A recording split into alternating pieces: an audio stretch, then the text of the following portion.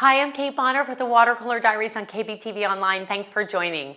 For at least a decade now, scientists have been clamoring about global warming and the imminent destruction of the planet.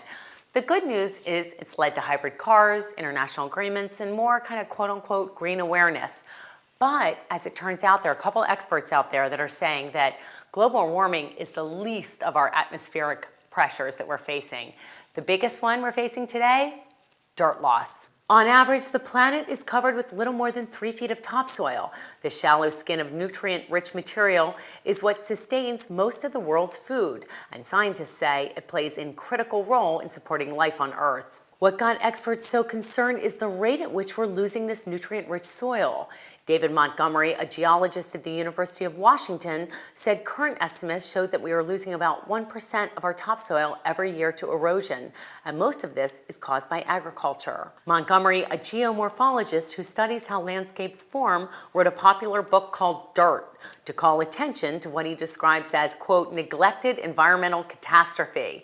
In the book, he describes modern agriculture practices as, quote, soil mining, stressing the fact that we are quickly outstripping the planet's natural rate of topsoil regeneration. The U.S. Academy of Sciences has determined that cropland is being eroded 10 times faster than it is being replaced. And this crisis reaches beyond our home soil. The United Nations has warned of worldwide soil degradation, especially in places such as sub-Saharan Africa, where soil loss has already contributed to a rapid increase of malnourished people. The problem, says John Reginald, a soil scientist at Washington State University, is that, quote, it's hard to get people to pay much attention to this because, frankly, most of us take soil for granted.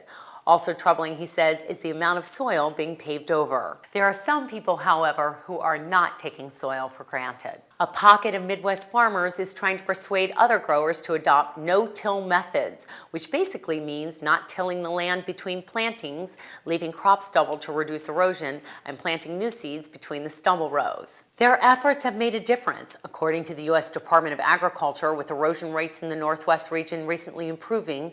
Still, experts like Montgomery believe it's not enough, because healthy topsoil is a delicate biological matrix of billions of microbes, fungus, nutrients, and earthworms who transform fine grains of sterile rock and plate detritus into the fertile soil that sustains the planet.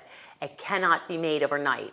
Montgomery says topsoil grows back at a rate of an inch or two over hundreds of years. Just as with atmospheric warming, combating the loss of the planet's topsoil starts with people changing the way they've done things for decades. This might not exactly be a great climate for action, and then there's the cost of change. The switch to no-till farming requires a large upfront investment and training for farmers in the new techniques.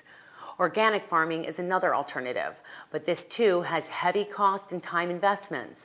At the end of the day, says Montgomery, it's going to come down to people weighing the cost of change against the cost of planet without topsoil. Thanks for joining today. I'm Kate Bonner for the Watercolor Diaries on KBTV Online.